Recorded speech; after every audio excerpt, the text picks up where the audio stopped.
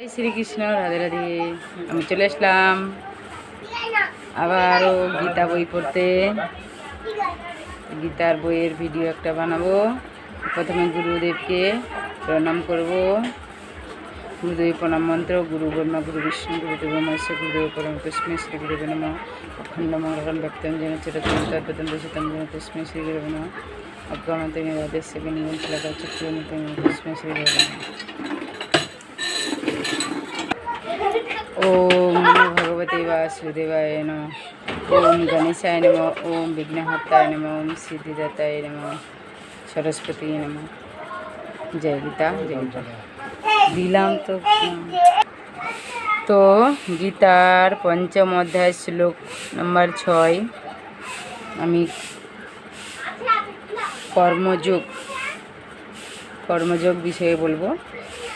ভগবান শ্রীকৃষ্ণ বলছেন, অর্থ: হে মহাবাহ, কর্মযোগ ভিন্ন কর্ম ত্যাগের রূপ। সন্ন্যাস কেবল দুঃখ প্রদান করে, কিন্তু যুক্ত কর্মযোগী শীঘ্রই ব্রহ্ম প্রাপ্তি করে। অর্থাৎ অর্জুন জানতে চেয়েছিলেন কর্মযোগ ও জ্ঞানযোগের মধ্যে কোনটি শ্রেষ্ঠ। উত্তরে ভগবান বলেছিলেন, যদিও উভয় পথেই মোক্ষ প্রাপ্তি হয়, তবু জ্ঞানযোগ হতে কর্মযোগ শ্রেষ্ঠ। তার মত বিচার কর্মযোগই কর্মসন্ন্যাস। দ্রব্যাদি হতে না পারলে যোগী হওয়া যায় না। দ্বন্দ্বাতীত যোগী সর্বদাই সন্ন্যাসী। মোহহীন হলে মুক্ত। মোহহীন হলে মুক্তি। রাগ বিদ্বেষ রহিত হওয়া যায়। কর্মযোগী দ্বন্দ্বাতীত হয়। সন্ন্যাসের মুখ্য ফল যে মুক্তি, তার কিঞ্চিৎ সাদাভাস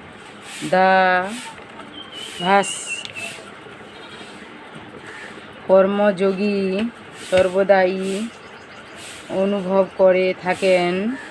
তাই এক হিসেবে তিনি নিত্য সন্ন্যাসী। এই রূপ সর্বদাই অনুভব করে থাকেন।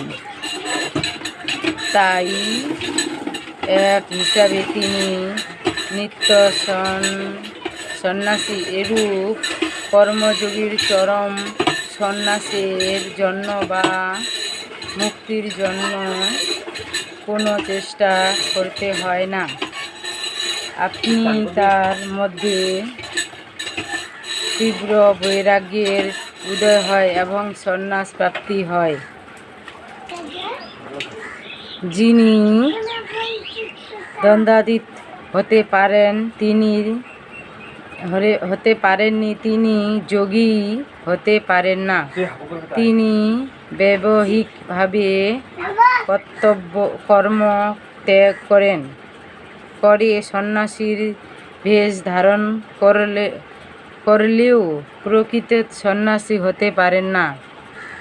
কর্মযোগী স্বাভাবিকভাবেই কর্মসন্ন্যাস প্রাপ্ত হন, অথচ কর্মসন্ন্যাসী বিনা যোগে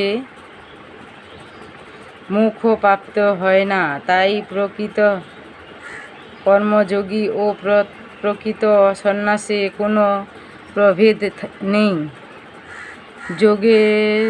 যোগেরই যথার্থ পরিণতি হল যথার্থ সন্ন্যাস এবং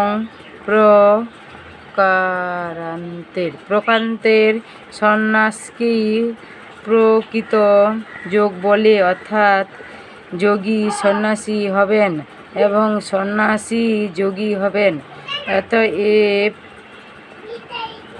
যোগী ও সন্ন্যাসী একই, যিনি এগুলি সঠিক জানেন না, তিনি যোগ এবং সন্ন্যাসকে পৃথক জ্ঞান করেন। কর্ম করেও যিনি শুদ্ধচিত্ত, তিনি যোগী ও সন্ন্যাসীন হন। শুদ্ধতা না থাকলে কর্মত্যাগ করেও তিনি সন্ন্যাসী হন না বা যোগীও হতে পারে না। জ্ঞান যোগেতে সফলতা প্রাপ্তি জন্য কর্মযোগের সাধন আবশ্যক কর্তব্য, কিন্তু কর্মযোগকে জ্ঞানযোগের তত আবশ্যকতা নেই, যদিও পরিমাণে সংখ্যাযোগ আপনি সাধনলম্বন হয়। উভয় পথেই যোগ সিদ্ধি হলে আপনি তত্ত্বজ্ঞান এসে থাকে। রাধে রাধে, জয় শ্রীকৃষ্ণ।